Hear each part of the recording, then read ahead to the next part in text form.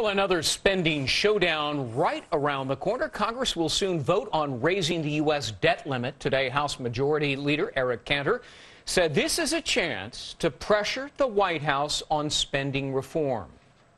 There comes at time leverage moments here, a time at which the White House and the president will actually capitulate to what the American people want right now. They don't want to raise taxes. They don't want spending to continue to spiral out of control.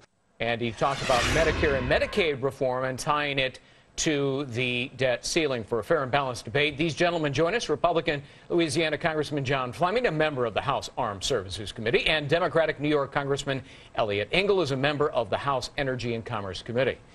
Well, Congressman Engel, let me begin with you. Of course, if the ceiling is not raised, the Treasury can't issue any more debt. That means default. That means bonds would tank, interest rates soar, triggering another financial crisis that might cripple American businesses. So when faced with what the Treasury Secretary, Tim Geithner, calls a catastrophe, how can your party, the Democrats, oppose the entitlement reforms demanded by Republicans if they do indeed tie it to the debt ceiling? Well, first of all, it's irresponsible to tie it to the debt ceiling because regardless of what we fight about in Washington, it would be a catastrophe for us to default. We need to have reforms. We need to change some of the culture. And by the way, it's not only the spending that we have to change, although I do agree that we need to balance our budget and move towards a balanced budget. But we believe, as I believe, it's unconscionable to have these huge tax breaks for the rich. You may think that, but it sounds like they're going to do it. Cantor said they're going to do it. So then what do you, as Democrats, do? Crater the U.S. economy? Well, no, if they're going to do it, if they're going to make threats, then they're the ones that are allowing catastrophe to happen. It's not those of us who realize that you shouldn't play a game of chicken. When I was growing up in New York, we had a game of chicken. That's what they're trying to do, and I think it's irresponsible. All right, Congressman Fleming, what about that? I mean, if you guys tie Medicare and Medicaid reform to the debt ceiling, your party is taking an enormous gamble. If the deal isn't worked out, and America defaults and its debt and the economy craters, you guys are going to get the blame, aren't you? Well, remember, Greg, that Republicans control only 1/2 of 1/3 of the government. And we're really in now the second round of a 4-round event. Number one was the CR that we agreed upon, and we deflected spending for the first time in modern history downward. Then we have raising the debt limit coming up. That's going to be a much bigger battle. Then we're going to have the Paul Ryan Plan for Prosperity, the 2012 budget. But I want you to react to what Cantor said today on Fox News Sunday. He said we're going to tie these entitlement reforms to the debt ceiling. So, I mean, and if the ceiling isn't raised, I mean, my goodness, the GOP gets blamed for what could be a catastrophe economically. Well, the whole country is demanding for entitlement reform. We know that we're going off a fiscal cliff at this moment. We're averaging $1.5 trillion deficits per year.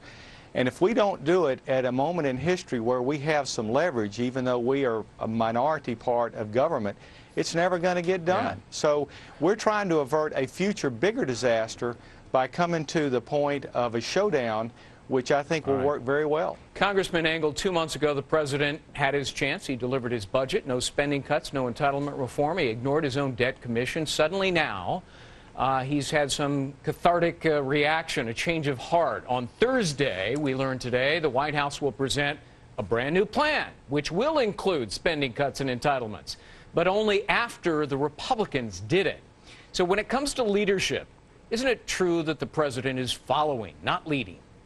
No, I think the president is leading a great deal. And let me just say, when you talk about newfound religion, my Republican colleagues controlled the White House under President Bush and both houses of Congress for 6 years. If they were really serious about making these kinds of cuts, they could have done it. They voted to raise the debt limit. They didn't make any kind of cuts. Our deficits went up each and every year. I'm glad that they finally found religion, but I think President Obama is attempting to put things together to see what deals can be struck. I'm not opposed to cutting. I think we need to cut some programs, but I am opposed to making all the cuts out of non-defense discretionary spending. That hurts the middle class.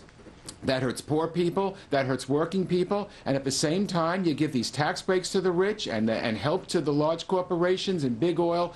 Everybody's got to share the pain, not just working people. The rich have got to do it too. It's a combination of a bunch of things, and somehow or other, you know, these cuts that we're going to put into effect on Thursday, it's going to hurt the economy. It's going to cause us not to be able to create jobs. We finally have unemployment down below 9%. We're moving in the right direction, and the Republicans, quite frankly, are going to stop all that and change course and put us back into a recession. I think it's irresponsible, and it's doubly irresponsible to tie it to raising the debt ceiling. All right, we get your point. Congressman Fleming, look, under the Ryan plan, future seniors, not current seniors, but anyone 54 and younger, will end up paying more out of pocket for their health insurance than they would under Medicare, and that's according to the nonpartisan CBO. How in the world are you going to sell that to people who've been paying into the system, some of them, for the last 30 or 35 years? Well, very simply, Greg, today under Medicare, if you're a multimillionaire, you get the same subsidy for your health care as anyone else does. I'm not talking about millionaires. I'm talking about people who are 54 and younger. I know, but I'm giving you an example of where we are today. And so under Ryan's plan, as we move forward, every senior citizen will have the same sort of benefits that we in Congress do, and that is you can go out in the marketplace, buy from hundreds of plans, and it'll be means tested so that people who have more limited means will get premium support from the federal government. Congressman Engel, last question to you. It was 4 years ago that Senator Barack Obama voted against raising the debt ceiling, saying that America has a failure in leadership and a debt problem. Well, suddenly, since becoming president, he has increased the debt, and we looked it up, by $4 trillion. Isn't it hypocritical for him to now urge Congress to do what he voted against doing?